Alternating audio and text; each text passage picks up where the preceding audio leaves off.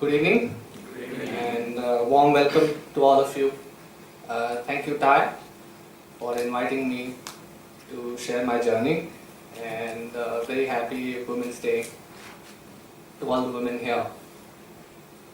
I was thinking of what to speak and what my title should be, and the best title I could come up with, An Iron Life. And by the end of this session, I hopefully will convey why this title is so apt. I'm going to share a few things with you. Some of my stories from childhood to now. I don't necessarily like the word agenda, so I'm just going to open this by saying the story begins. So what I intend to cover is my early days, how I moved to the US, how Ironman happened, how the World Championship happened, so on and so forth. So I'll talk about myself. You know, everyone loves talking about themselves. I'll talk about myself for half an hour or so, and then I'll open the floor for some questions. When I look back, at my life, all of 35 years old, there's one quote that I live by, and it is that hard work beats talent every day when talent doesn't work hard enough. So in, I would say 1989 or 1990, my parents had this wonderful idea that swimming is a life-saving skill. So my older sister and me, there was still a tank which was maybe 5 minutes walk from my house, and they sent us swimming. And my sister loved it, and I absolutely hated it. And I hated it even more because come October, November, December, when the water got cold, and back then Pune used to get really cold, everyone else was either playing cricket or playing tennis, and we had to put on our little speedos and jump in the cold water. Let alone, the swim practices started at 7 o'clock in the evening, went on till 9 o'clock at night, but it didn't end there. You had to wake up in the morning and jump in the cold water again at 6 o'clock. So when I started swimming, slowly it got competitive, right? There were inter-schools, there were small tournaments that came up, and it was expected that you would participate. And just like all of us have experienced, participation wasn't enough, you had to win. So for the first 4 years of my swimming career, I won zero. I won nothing. So when people used to ask me, back then the common question, people asked was, what is your favorite color, who's your favorite sportsman, what is your favorite number? And my favorite number always was 5, 6, 7 or 8. Because I was never top 3. I was between 5 and 8. I could never say 9 because there's only 8 lanes in the pool, right? So I realized that something had to change. And as you can see in the picture, I was always the skinniest kid on the block. So in 1992 something changed. And then I realized that everyone I swam against was talented. I necessarily wasn't. So I had to work hard. Now when I look back, it's very easy to say, okay, you worked hard, but how did you do it? There was no Google, right? There was no iPhone. There was no Instagram. There was no internet, actually, in India in 1992. So you couldn't Google what working hard means.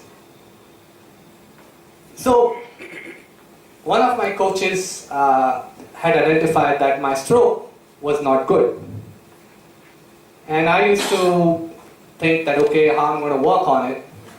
So what I had done was I had taken my mother's lipstick and made 2 huge lines in front of the mirror. So every day after swim practice, in the mornings, I used to go stand in front of the mirror and practice my stroke. How did it pay off? By 13, I had already won my first national gold medal. So in 1995, I became Indian national champion for the first time. By 2001, I was Indian national champion every single year. So every single year, I had at least one gold medal in any event. My favorite events were the freestyle events, either the 50, the 100, the 200 or the 400. This is a picture of my last gold medal in India in 2000. And as you can tell, I am the first person, but number 2 and 3 are equally as tall as me. Unfortunately, back then in India, there was a lot of politics in sports, which still exists, but back then it was much more rampant.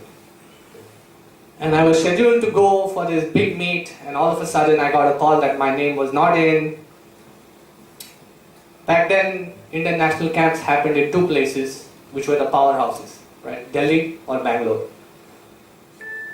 And for some reason, all the Mumbai kids were given a choice to do their swim camp for the Indian national team in Mumbai itself. But there were 2 people from Pune. One got sent to Bangalore and I was sent to Delhi. And I was so frustrated by the end of the camp that I came home and told my parents, I'm not doing this again, I'm done. My swimming career ends. So fortunately, although my father and his siblings, his cousins, had a huge law firm, he said, okay, then what do you want to do? I was not great in academics. No way. So he said, why don't you explore options of going abroad? Look at the US, look at Australia. Back then, we had our computers. So I could actually, there was no Google though, so I had to use Ask Jeeves to find out which universities to apply to.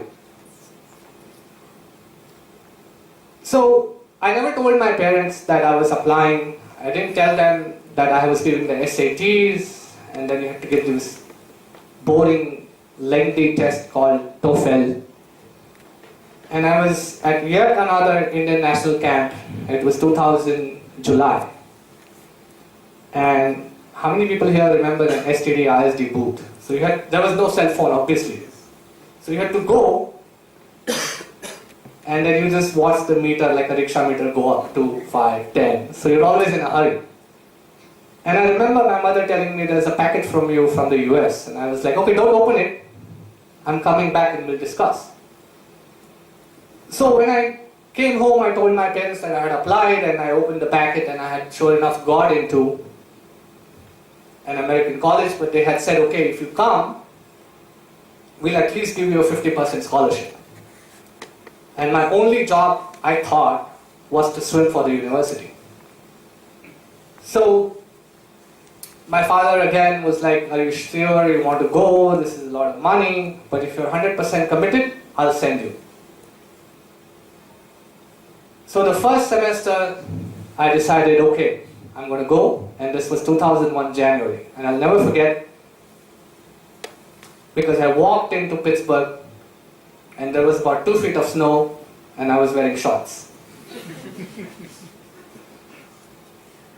So I was like, okay, and I used whatever calling card one of my friends had given me to call the person who was supposed to come and pick me up, and they said, are you crazy? Do you see outside what's happening? And I said, I know, but you're supposed to pick me up. And they said, no, the roads are closed. So I spent my first night at the Pittsburgh airport. I was all of 17, I was ready to take over the world, so I never imagined that I have to call my parents and tell them that I have made it safely. So my parents are now calling everyone and their brother in the US, trying to figure out if their son has made safely. Here 2 days later, after my jet lag had completely gone, I called home saying, hi, I'm here. So life in the US was interesting because 11, 12, I won't name the college I went to because I didn't really go. As a sportsman, it was expected that you don't show up.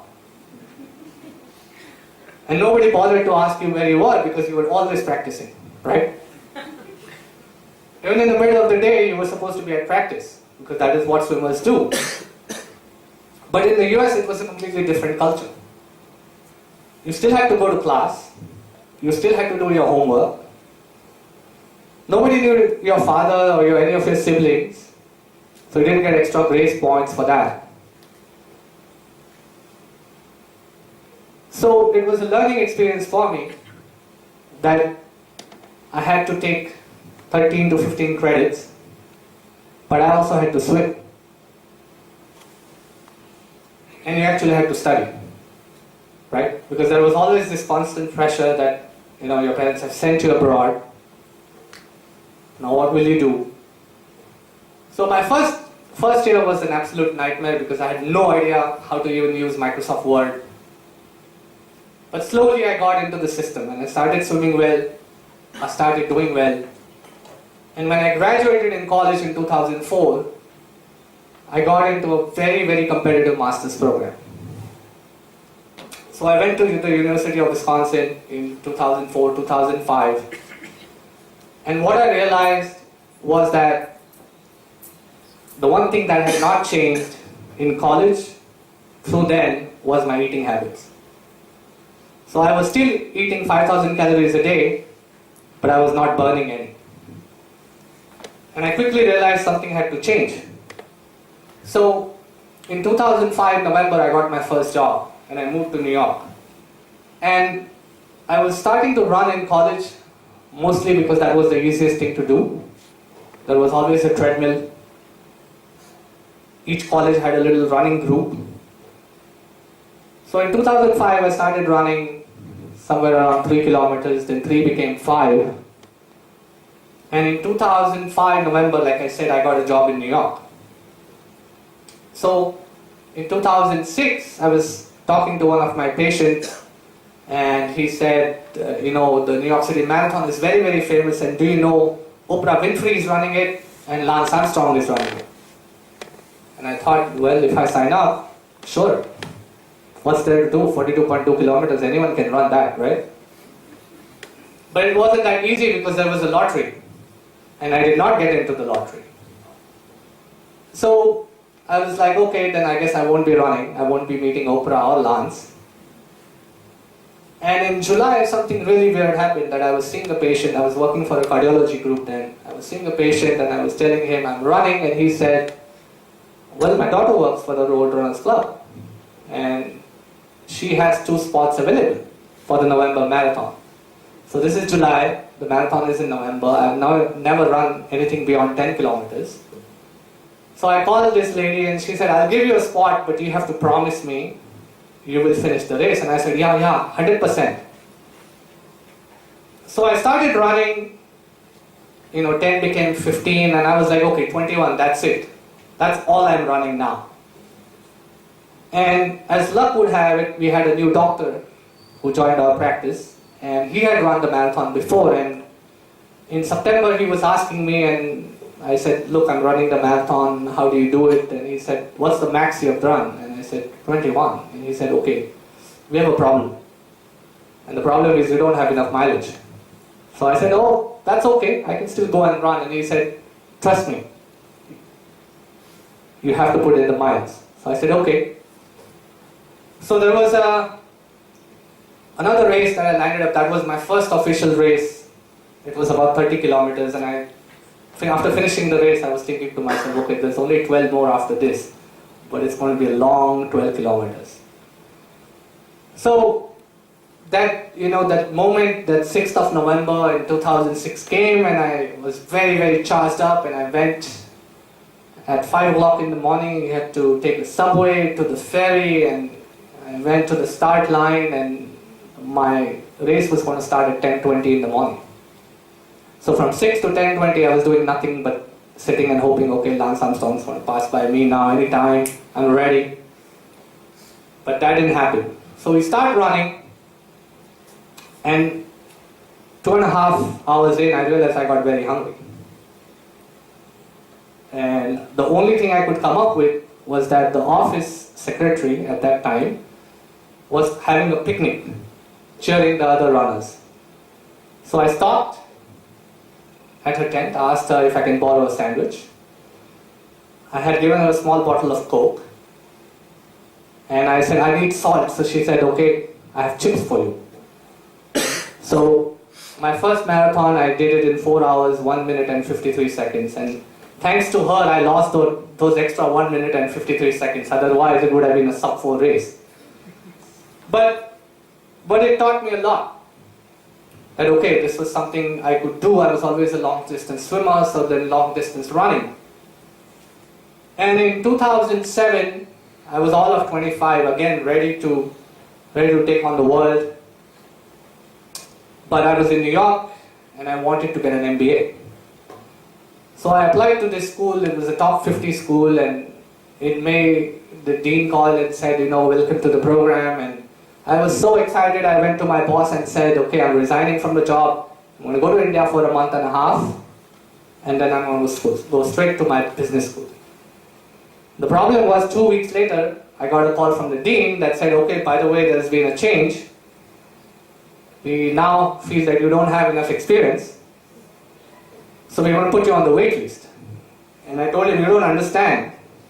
I don't have a job anymore here. So he said, well, there's nothing I can do. So I said, okay, no big deal. And I ended up applying to a job in Boulder, Colorado. And I came to India, went back to the US, sat in my car and drove to Boulder. And in Boulder, I wanted to make some friends. So I found a gym which had a master swimming program.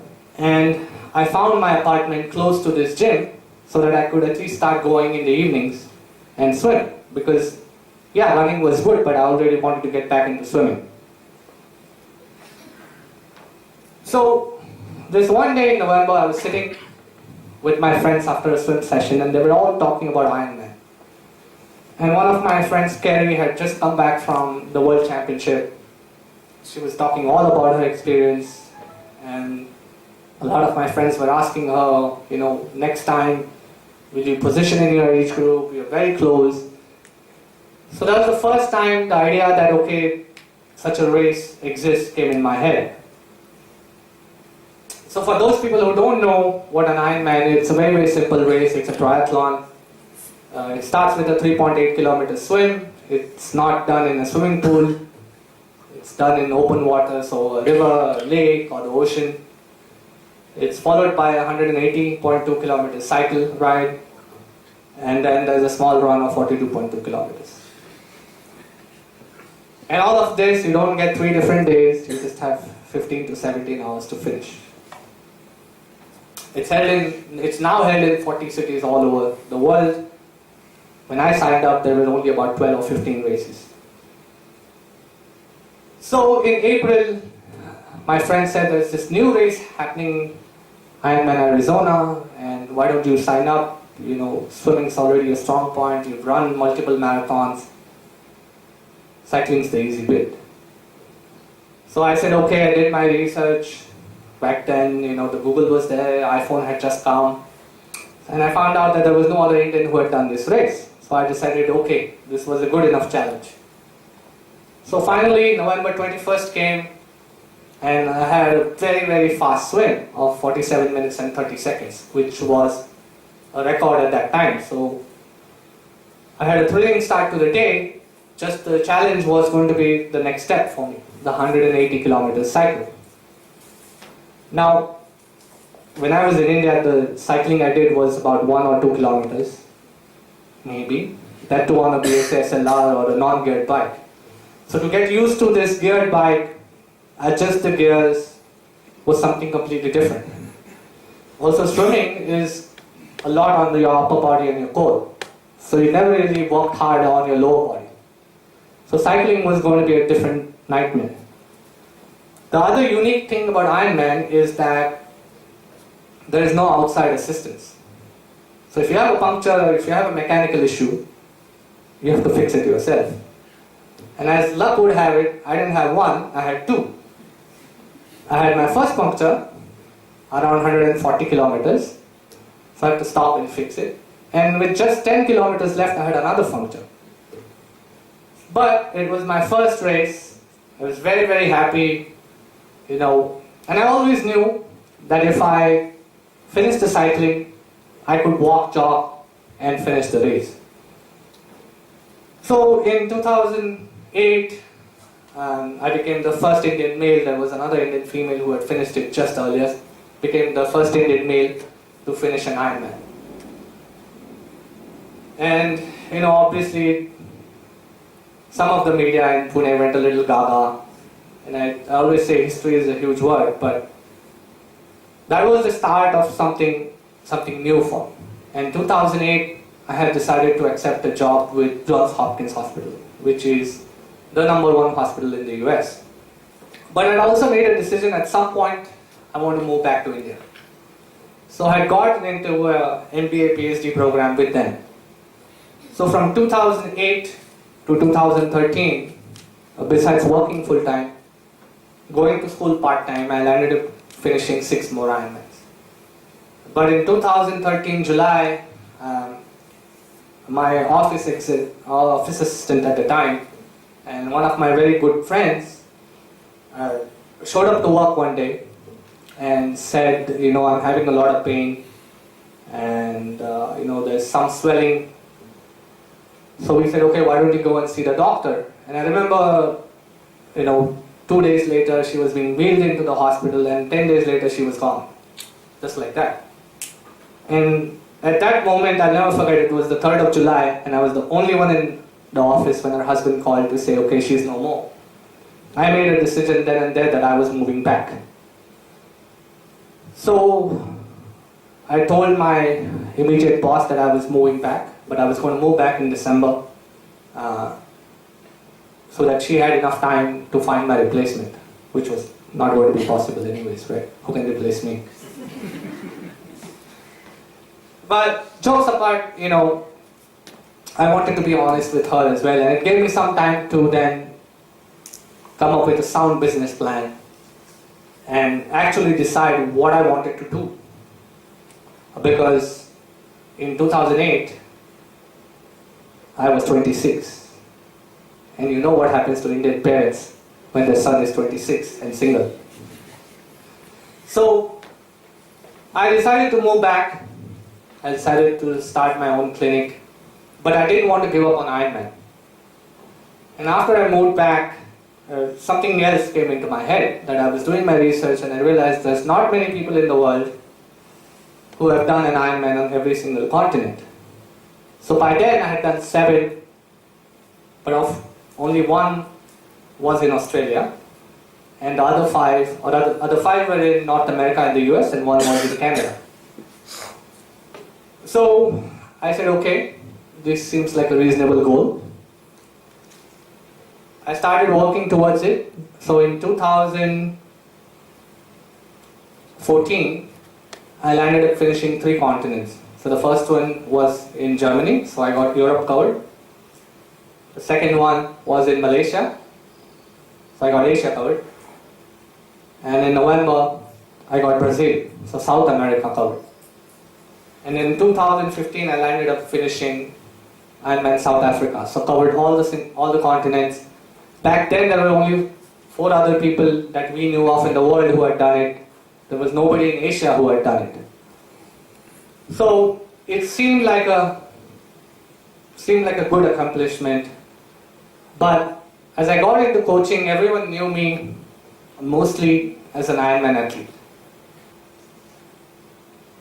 And as you can tell, I'm a very, very competitive person. And I was like, well, I started as a runner. How many people you know ran the New York Marathon in 4:01? So I said, no, I'm also a runner. And for runners, there was this one race called the Comrades. And it's a race that is held in between the cities of Durban to Pietermaritzburg in South Africa. So one year, it's the up run. So it goes from Durban to Pietermaritzburg. And then the next year, it's the down run. It goes from Pietermaritzburg to Durban. They have about 20,000 runners, and the distance is 89.2 kilometers. So I thought, okay, this seems like a good idea, but I wanted to challenge myself. So I said, okay, I'm going to do this race, but I'm going to do it fully on Ironman training. So I ended up doing the race. I ran it in 8 hours and 47 minutes. At that time, In 2016, it was the fastest time for an Indian. It was the second fastest time overall. But within 3 weeks, I came back and finished another Ironman. And 3 weeks later, I did another Ironman. So I started to think, okay, now what's next? I've done 11 Ironmans, 13 Ironmans. I've done one Comrades, but I wanted to go a step further. I wanted to push myself. So a couple of my friends had been talking about Ultraman. And that is a 3-day event. And in typical Pune or Indian fashion, they're all saying it's the toughest event in the world. It's the toughest event in the world. And I thought, okay, if it's tough enough, then I should attempt it. So in August, I landed up calling the organizers, and they said, look, you have a superb background, but all the entries are filled. So there's a wait list, and we'll call you. So I said, okay, nothing to worry about. And in September, I was playing badminton, and on September 9th, I landed up going hard on the court and tearing my ACL. So I tore my knee apart. And sure enough, within a few days, I had an email waiting for me saying, someone dropped out, would you like an entry for Ultraman? So I said, okay, seems like a good idea, no problem. So I sort of started training for Ultraman, but I wasn't sure if I was going to be able to make it, if my knee was going to hold on, because I started training in October and the event was in February. So between October and February, I did one Ironman, one half Ironman, and I did two marathons back to back within a period of 5 days. Now the Ultraman is a very, very different experience. It's a 3-day event. You need your own team. There's no outside assistance. So all your nutrition, you have to manage. You need your own car with at least 2 people in it. Those people have to guide you because the route isn't necessarily marked properly. So I contacted my cousin and told her, look, I'm coming, can you come and help? And she said yes, no problem. I had another friend who immediately committed, and I needed someone to kayak for me. So I had one of the volunteers who was supposed to kayak for me. Now this race was on the 17th the first day was on the 17th of February. It was in Florida, so you can imagine it was cold. And the first day is a 10-kilometer swim followed by a 145-kilometer cycle. And the water temperature was about 16 degrees. And as you can see, I'm wearing a half-sleeve suit. So what had happened, and I can blame my wife for this, because I had put my full-sleeve suit, but for some reason, she decided to clean up the house and replace that bag with something else, which happened to be my half-sleeve. So the first day for me was going to be the easiest day, because I was not worried about the 10-kilometer swim at all. And the 145-kilometer cycle ride was okay. I had done enough Ironmans by then to know what it takes. What ended up happening is that within 2 kilometers of the swim, my shoulders went numb.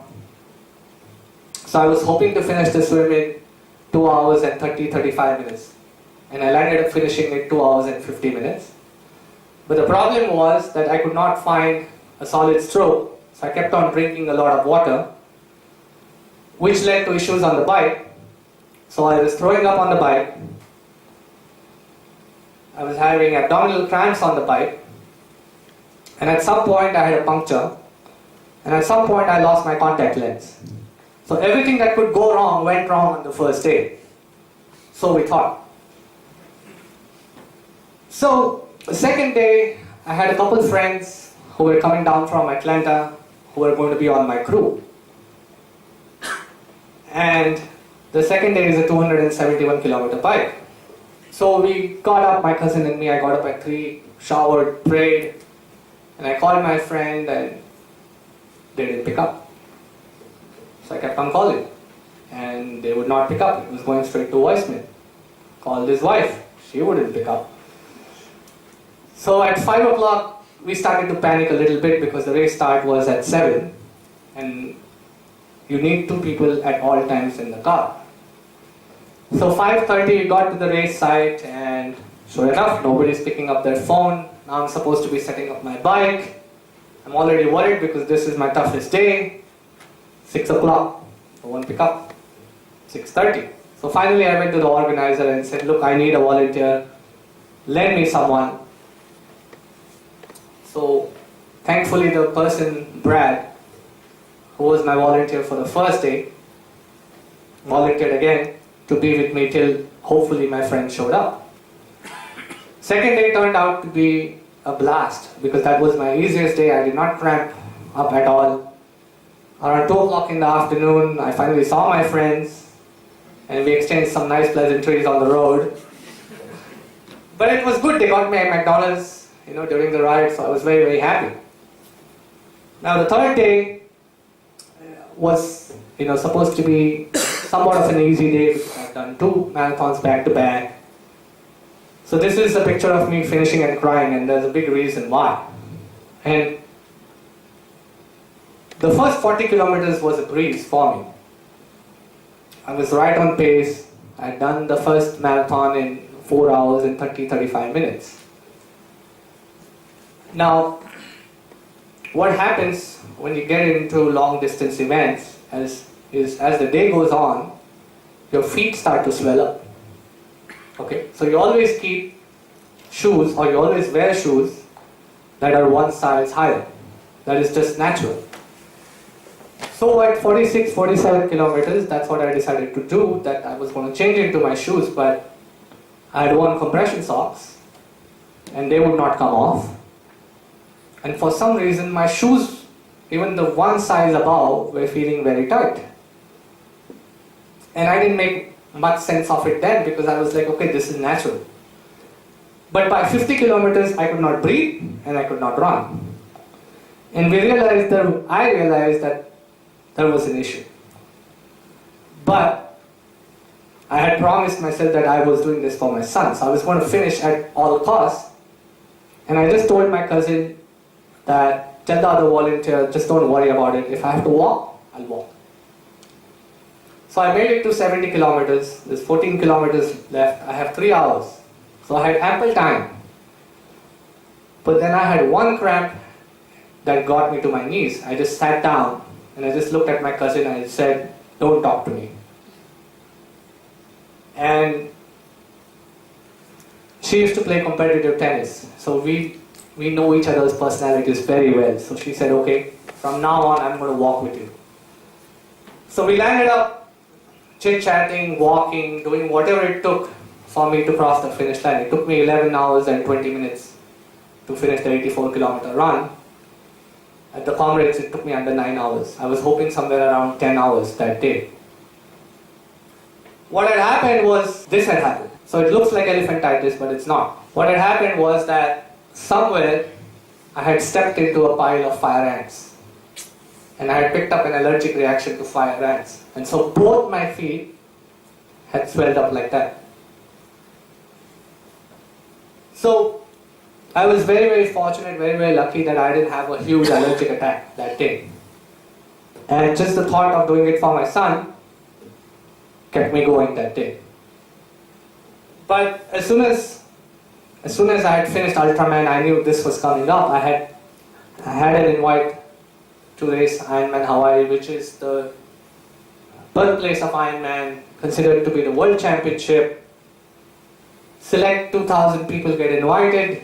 You can either win your age group or you have to have done 12 Ironmans in a row to get invited, which is the path I took. It is one of the most difficult races because it's Hawaii, the climate is tough, the seas are rough, the bike course is with relentless headwinds, crosswinds, you name it.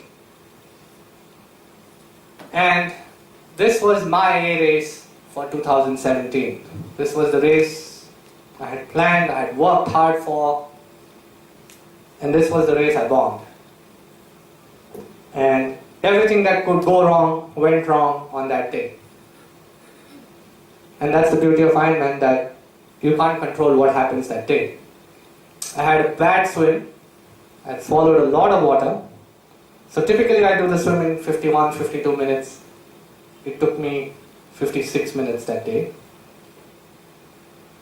Within coming out of the bike, I had mechanical issues on the bike. So I had to wait for the mechanic at least half an hour, 2 times.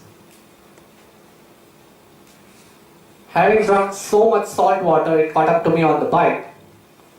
And I was throwing up the entire 180 kilometers. The sun was not ending. Other Ironman races, at least at 5, 6, the sun goes down and the temperature changes. Not in Hawaii. So I started running, and typically when I run, my first kilometer is somewhere between 5 to 5.5, 6 minutes per kilometer. In Hawaii, I looked at the watch and I could not believe it. It showed 7:30. And I was like, okay, I guess I better not try to be a hero today. So I changed my mindset, decided, okay, now the only goal is to finish this race. You made it this far, you just have to keep walking. And so till date, I would say Ironman Hawaii is the best race of my life. Although, timing wise, it's the worst time I've ever done. Ironman athletes are a little crazy. And a common question that I get asked is, why do you do this? What does Ironman give you? Why do you like the sport so much? And although this looks like a circle, it's not really cycling. I've listed some things that Ironman has given me. First of all, it's made me very, very accepting. Not all races go as per plan, so not all days in life are going to go as per your plan. It has made me somewhat humble, to realize that it's okay to have a bad day, it's okay to fail. It's okay to understand that you're not a celebrity in India. There are other sports where there are a lot of celebrities. Unfortunately, Ironman is not one of them. It gives you the ability to problem solve, because you're always thinking, when you're on the road, in the water or on the road for about 12, 14 hours, you have to manage a lot of things. You have to manage a lot of your emotions, but you also have to manage your nutrition. You have to manage any cramping, any issues that come up. It's definitely made me very, very disciplined in life. I come to a level now where if I keep on doing the basic things, I can go and do an Ironman any time of the day, any time of the month. But it's also made me very, very relentless. Like I said, I'm much more open to accepting failures. I'm much more open now to understand that sometimes God has a different plan for you. Things will not go as per your plan, but you have to keep fighting, and you come back, and you keep coming back. And at some point, your luck will change. So when I moved back, like I said, I was working for Johns Hopkins Hospital, and my primary goal was to start my own clinic. And the patients I worked with over there were patients who had heart disease and who had cancer. So I was managing their lifestyle by rehab in the forms of nutrition, diet, exercise, and a lot of counseling. But the one thing with patients is that you have to be in clinic. You have to be always available. And I sort of moved back to India at the right time, because Ironman or triathlons, even running to a certain extent, was just getting popular. And there weren't a lot of coaching options, yet alone certified coaches like I was. So in 2015, I opened my clinic, started working, but I wasn't happy. And in 2016, I realized that I traveled so much that by then my team had started to grow, both Ironmen and runners. And in 2016, my son was born. So I realized that, if I wanted to make my passion my purpose, something I had to let go. I could not be the jack of all trades. So I decided to let go of my clinic. I decided to become a full-time coach.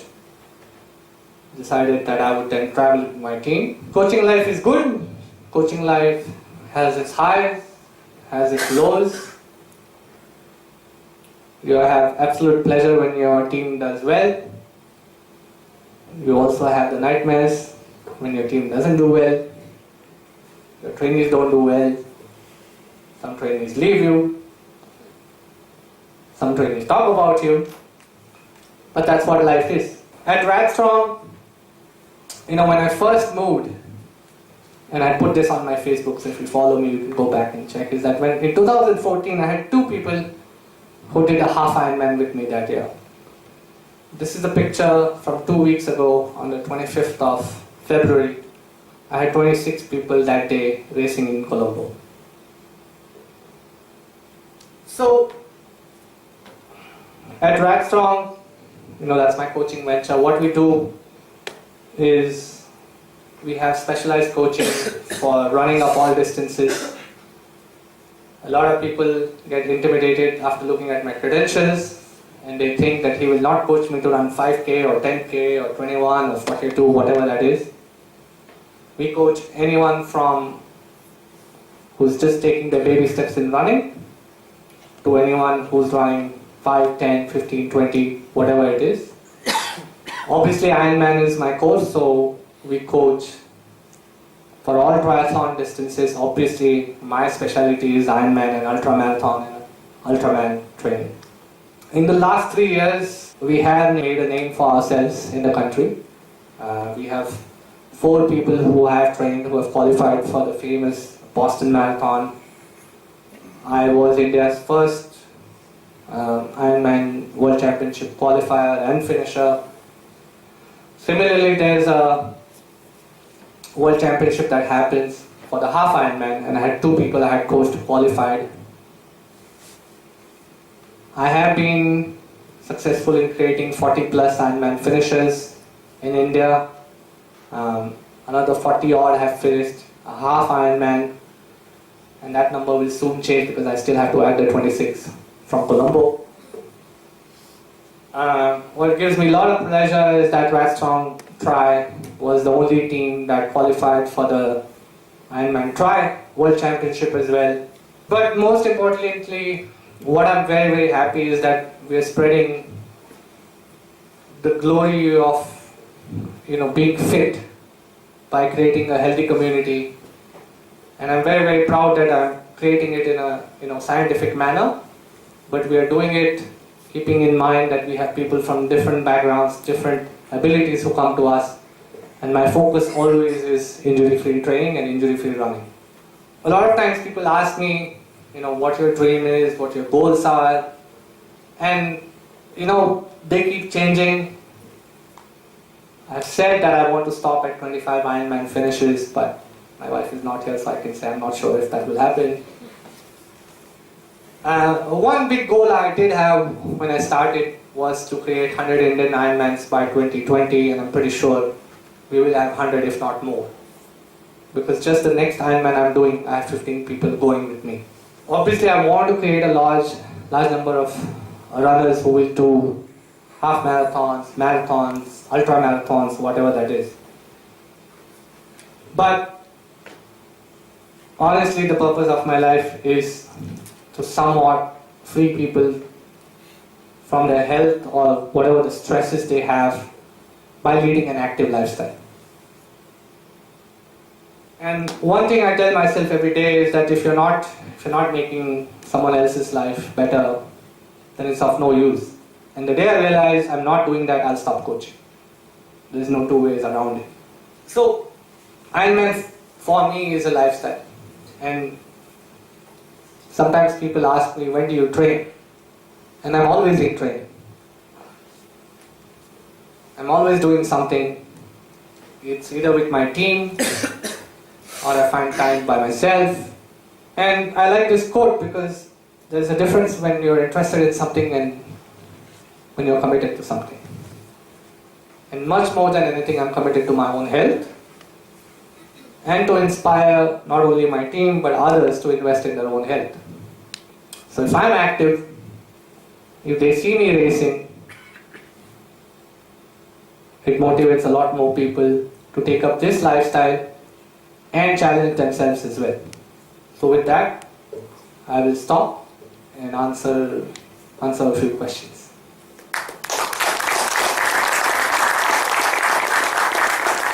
If you're called to US again, I will not go back. will you go? No back. I was there for 13 years. I went back in 2015 was the first time I went back. And after a gap of 2 years. And when I left, I was at New York airport and I thought, okay, no big deal. Last time when I went back, I was supposed to stay there for 2 months. And I was supposed to train there before Kona. And I realized I was going to miss my son's birthday. And I was in Berlin and some people are laughing because they did not know this. In Berlin, the day before the marathon, I cancelled my flight back to the US, booked a new plane, surprised everyone in India, came here for 10 days, then went back, did Kona and came back. So I'll never move back, I know that much. Very happy and content staying here. Yeah. You are always an athlete, okay? So probably you never felt the void. But how did you manage or learn about nutrition for your body? Is it always that since your early days you got aware about it? Because endurance, athletic ability has a very good correlation with how you manage your own nutrition. I've said this a lot of times, is that I don't believe in any diets. I believe that if you eat everything in moderation, you can do whatever you want to in the world. There are athletes who are vegan, who are doing just fine. There are athletes who are hardcore non-veg, who are doing just fine. The realistic thing is you have to choose what you can do. And the problem I see is that there's too many outside influences, right? So someone decided that chia seeds were superb for you. So as an amateur athlete, by eating chia seeds and spending whatever 2,000 rupees or whatever it is, I'm going to gain 1 minute on my time. Is it really worth it? Not really. Look, if you're a professional, then I understand nutrition will play a given vital role. And every single calorie will make a difference. But for most of us, and that is what I preach to my athletes as well, is that if you have a moderate meal, and I think Indian meal is good, you just have to balance out the carbs. Because you have the greens, you have the good spices, you have a salad, you have dahi or yogurt. So you just have to manage either rice or your chapati, bhakri, whatever that is. Where else in the world do you have access to a fresh cooked meal, if not once, 2 times a day? If given a choice, I would eat an Indian meal every single day of the week, then eat something out of a box. So, it's like I said, growing up, we were just putting things into our stomach because we just didn't know. We were used to drink, Milo before the race. Hot coffee before the race, can you imagine? But that is what was told, and there was just no guidelines. Now the world has progressed. I'm not saying that there's bad information. There's good information out there as well, but you just have to find it. And if you do everything right, if you do things in moderation, then you won't have an issue. Just one more question. Being a doctor, do you think it helped you understand your body better? Somewhere? Yeah, I've told this, one of my coaches is here, I've said this also that, actually now I'm his coach, but I knew my body at a very young age. At 11, 12 I knew that what I was lacking. And over a period of time, when you've invested 20, 25 years, you start learning more and more. So sometimes I'm my own guinea pig as well. Obviously, that is the prime reason why I'm into coaching. Is that because I know I have the experience as well, I have the knowledge as well. So instead of telling people to cut out this, cut out that, I can at least guide them in a proper, safe way. Having a full-time job, is it practical? How do you manage to find enough time to train for something like, an Ironman? Not you specifically, but when you're training people, those who are doing a full-time job, right? How do you train? How do you find enough time to do this? I think the training doesn't really vary that much in the weekdays. You're still putting in an hour to 2 hours. Now again, most people it is possible. There are exceptions to every rule. For most people it is possible to put that 1 hour. It just means that they have to get up at 5, 5:15, whatever that is, and get it done. The challenge in India is obviously swimming pools, but now the newer societies have a swimming pool as well. The bulk of the training happens on the weekends.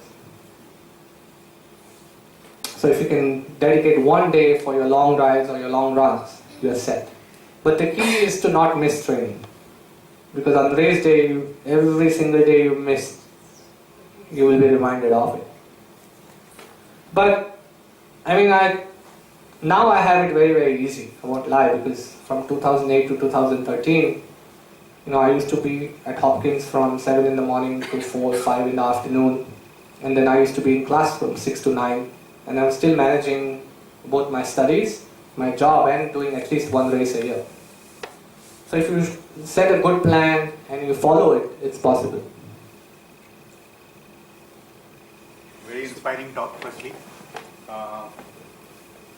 There's a couple of questions. One is, you started off your talk by saying that hard work will beat talent when talent doesn't work hard. There's something else. Talent is more related to skill, like your swimming form. I have a more general question. How much of a role does genetics play? Why has when do you see India producing world-class swimmers? You are a world-class athlete. I'm not taking anything away, but somebody who is, a marathon winner or a cyclist who is, competing at the top level. Is genetics a big? I personally feel it is somewhere that we are somewhere not being dealt a good hand in when it comes to that. So it's all the more creditable. And what are your thoughts regarding that? Or is it going to be hard work that is going to beat? I always say that I look at my glass as half full, rather than looking at it half empty. But if you look at what has happened in Indian sport in the last 10 years, then the answer is coming up that okay, we have the sports science knowledge now. We have great athletes who are making a mark on world stage. Who would have thought that PV Sindhu or Saina, Leandro Paes. For me, the big transformation has come in the cricket team. So if you look at the cricket players of the 90s and the early 2000s, they would not find a spot in Virat Kohli's team now. They'll be sent home packing. So that culture is changing. So yeah, genetics is important. But I'm not sure Michael Phelps had the best of genes. Yeah, he was tall, sure, but he still had to work hard. He was a floppy kid, he's admitted it himself, but he worked hard and hard and hard. Okay, he's an exception. But what about every other athlete in the US who's still working hard? Similarly, we are getting there, but again, we have a lot of challenges as well. So identifying talent at a young age, finding sponsors for them at a young age. At least now, the Honorable Sports Minister has started schemes. So I would expect that in the next 10 years, the level will only go up. And every generation goes through, what is the right word I'm trying to find, that something changes. It can be either good or it can be either bad. Now if you look at the US, they're starting to regress a little bit. But India is progressing. So hopefully, people of my age who are now into athletics, our kids will have that added advantage as well.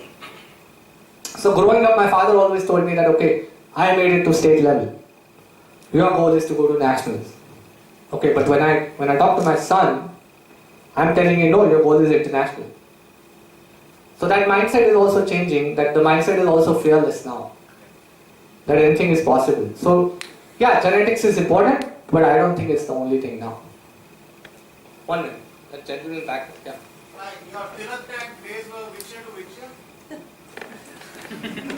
I'm not answering that question. Brings back really bad memories. I'm serious. Did you swim with Saurabh Ashnaputre, Ashish Sandhu, the Apte brothers? Ashish Sandhu is here. He was my coach.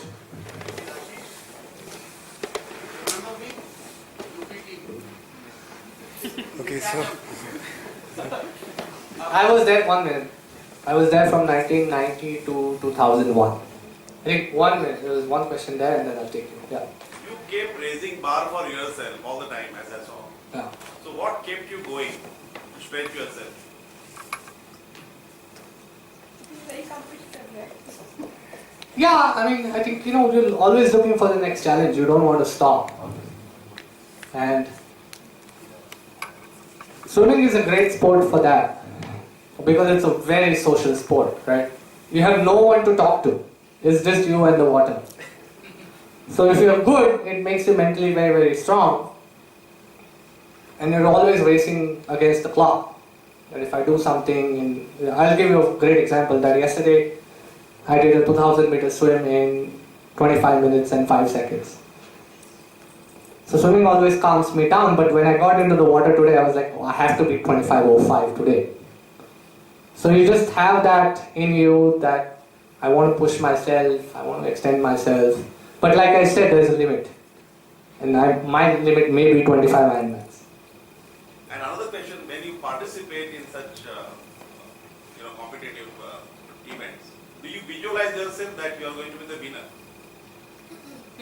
Yeah, I mean, even when I'm not participating, I'm the winner. And I started mental training with my team here, and I always tell them that, you always practice as if you're coming second, and you race as if you're winning. That's all it takes. So yeah, mental strength is huge. Do you see Indian system is doing enough for the athletes as compared to cricket and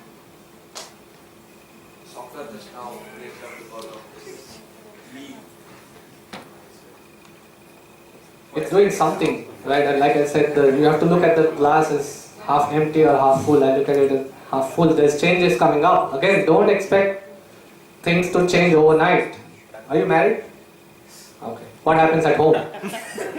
Different story. Yeah. So there's a lot more bureaucracy to get through here, right? So don't expect things to change overnight. You're creating champions overnight. It's going to take a generation, like I said. But at least now things are changing in the right direction. Apart from coaching, is there any business model that a person who's interested in sports has? A lot of entrepreneurs over here who may be interested in sports, so you got into coaching, you're doing well, but not everybody may want to get into coaching in some sense. Well, data analytics is huge, data management is huge. I mean, that is one good thing that all these small leagues have done, that the opportunities are now endless. And I think sports I mean, journalism is also. sports journalism is huge now. Identifying talent is huge. Getting talent to the right people is huge. So there's a lot of opportunity. You just have to find. Okay. Yeah. So as you mentioned, the mental strength is very important for these kind of things. So what are your thoughts on preparing mental toughness and the mind-body connection? I mean, it's very important. There's no doubt about it.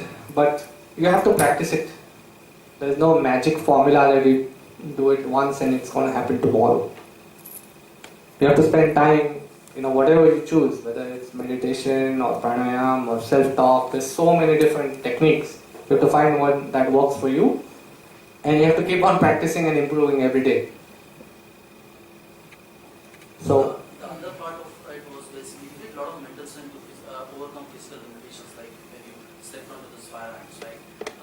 So do you have any thoughts on the mind-body connection where basically your mind pushes you over the limits of your physical limitations, to overcome those? Yeah, I mean, my mantra has always been mind over matter. So at some point, you just have to forget. Because at Ironman, even for the professionals, at some point, you will start hurting. And then, if to want to succeed, you have to overcome it. But you have practiced it enough times in training. There are days that it works, unfortunately, there are days it doesn't. But the worst thing you can do on the days it doesn't is stop. Because if you quit, then you will never succeed. About your organization, RadStrong, is it based in Pune or are you there in other cities of India as well? Obviously, I'm primarily in Pune, but I have trainees all over India and now all over the world. So, Delhi, Bangalore, Mumbai is big. So I travel to all three cities, and that's part of the reason why I decided to stop my clinic. So you're fully involved with this? Yeah, full-time coach. How do you manage this work-life balance when you're traveling, coaching, and racing, participating, and all that? So how do you manage all of this? I know you said planning, discipline is required, prioritizing is required, but apart from this, there is already a mechanics that goes, right, as we are human. To manage all these different segments, you need a strong mind and body and soul, as you just mentioned. But there is anything else that is, how do you take it from there? We know that these things are there, but then putting it into execution for the long run. One part I miss is that you need a sound support system as well. So having that at home helps quite a bit.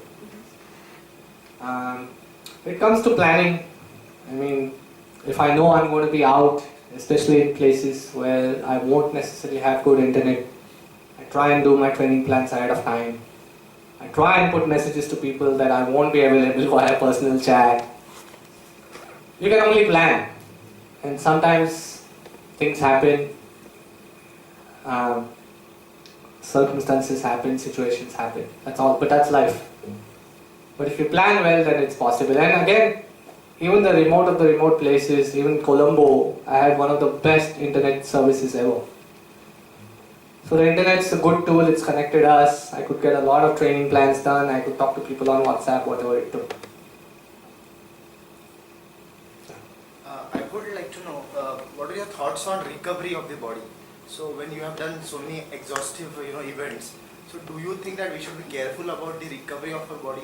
Or when you train your team, so do you also emphasize on recovery? Yeah, so my training is a lot science-based. We not only do this generic training, we do a lot of heart rate based training as well. And the advantage of having a group is that I can interact with them at least 2 or 3 times, see what is happening. If we identify something's not working, we fix it right away. Recovery is built into my training plans, not just in terms of exercise, but also in terms of diet. We've had diet sessions as well, so that people know what is the basics they need, what they need to eat, what they need to avoid. Emphasize some other techniques like a sports massage. So does that also include the rest period after? Yeah, but the rest period varies from person to person, event to event. Recovery time will also, if you have 2 people, one is 20 and one is 40, 45, the recovery time will also change. And you will be surprised that a 45-year-old may have faster recovery time. Don't discount that. Because it also comes down to how active they were growing up, as opposed to a 20-year-old. So you have to study a lot more. So that's why it's not a straightforward answer. How much sleep do you recommend in hours? I recommend at least 6 hours. Yeah. Nothing beyond 7. 6 is a good number. Your achievements are just amazing. It's out of this world, unimaginable for most of us. But the way you described it, that one day you were in a situation and then a month later you ran a marathon in 4 hours, 1 minute. For most of us, even achieving a fraction of that is a very painful and long journey. Step forward, 1 step back kind of a thing. So, where's the difference? Is it a better approach? Are we not getting some things right? I'm lost completely. You you need coaching. Maybe that's now. Well, in a funny way, I don't want to create more of me, otherwise I would not get invited to these talks. Look, the difference is the training that I did years and years and years. Okay, so I'm very, very lucky, very, very fortunate that my parents nagged and sent me to the pool at a young age. And I kept up with that habit. In 2006, when I realized something was going wrong, I could always fall back and be like, no, this is not right.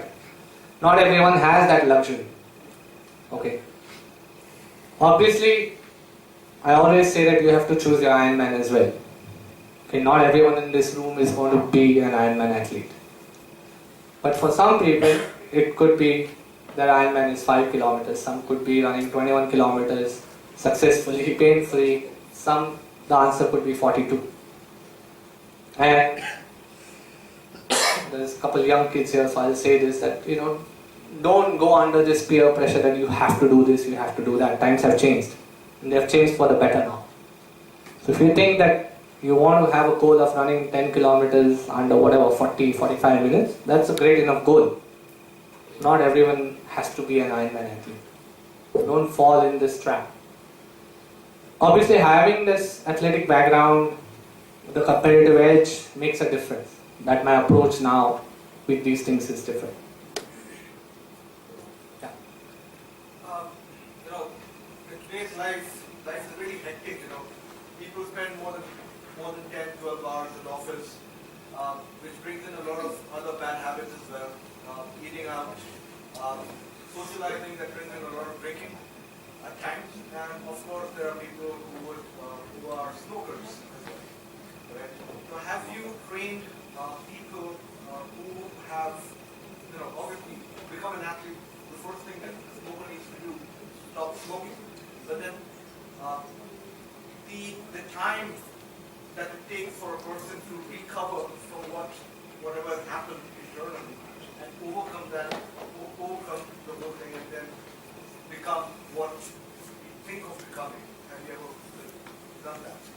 Yeah, you get approached by people from different experiences. Obviously, smoking is huge, and tobacco abuse I'm very, very careful about. So if I do know someone has a history of smoking, I tackle it differently. I've had people with diabetes. I've had a person who was young, had diabetes, was obese, and in the last 6 months, through proper training, he's lost all his diabetes medications. His weight is under control. And we haven't done anything that spectacular. I haven't put him on a crash diet or anything. So can a smoker also crack the Ironman? That's a personal question. I think Google will have that answer. Look, if you commit to stopping smoking and you realize that you take it in a proper way, then yeah, it's possible. Yeah. In the Ironman competitions, which part of the race do you find most challenging amongst swimming, cycling, and running? For me, cycling is the toughest. Like I said, I didn't have any cycling background. Swimming is easy because I like doing it. Running is easy now because I've been doing it for so long. Cycling, I'm still trying to get my hands on. So hopefully my 21st Ironman, I'll crack it. So are your timings still improving, or are you feeling that you're going to plateau and gradually the body is now going to start tapering? Or do you feel that you can still improve? Look, in 2013 I had the best year of my life. I went 11 hours and 3 minutes. Not many people were doing 11 hours, let alone finishing Ironmans in India. And then I always quote Robert from Shark Tank, that he says that, if you want to start a business, don't start a family, and vice versa. I did everything right or everything wrong. I moved to India, started a family, started a new career. So you can't expect that everything is going to go up hunky-dory. So obviously, I've had races where I haven't had the best of times, but it is what it is. I completely agree that I really admire that also, that you're having this balance. When does the body peak, and when do you see it? You feel your recovery slowing down and things like that. Muscle fatigue, things like just again question from the human potential point of view. I think there are Ironman athlete winners who are 35, 36-year-old. There's 40-year-old who are Olympic medalists, Olympic winners.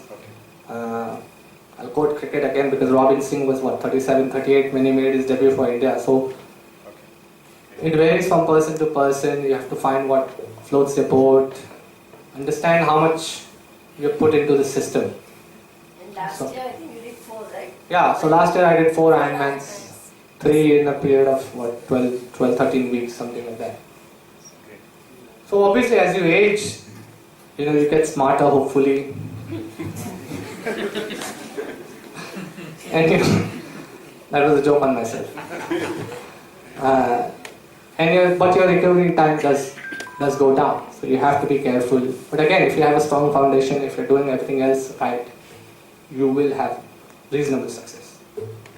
We'll take two last questions. Yeah, we'll take two last questions. Yeah. You are going through such a rigorous workouts and training, etc. And you are running in one day such a tedious stretches, running, swimming and everything in one day. Whether human body is made up for such a rigorous exercise, or is it having some effects in the long term? That's what my genuine question is. So much of running on a per day basis. Again, you're still going to be healthier than the person who doesn't do anything else, who just sits on the couch, right? There's so many different ways I can answer this question. But every step of activity that you take is only going to give you a health benefit. There's a lot of myths about running that, if you run on the road, your knees will go X, Y, Z. But if you look at studies that have been done on people who had hip replacements, knee replacements, you see that people who were active recovered much faster from these operations. Their pain tolerance was much higher, so they needed less narcotics, less pain medications, and they're able to live life much better than the other person. So yeah, again, moderation, right? You have to decide what your moderation is. But there is a 79-year-old nun who's done, I think Sister Madonna has done 40 or 45 Ironmans. So if she can do it, then I think I have a lot many years left. Okay, last question. Yeah. On similar line, this gentleman has asked you that you're making things so easy, like you have done Ironman in 4 Ironman in 1 year, within a gap of 3 days you did 2 marathons, etc. So we're not actually getting how difficult it is to run this kind of Ironman or full marathon kind of races, especially for the first timers. Yeah, I'm here to sell my program as well, right? If I make it sound very hard, who's going to sign up? It's not hard.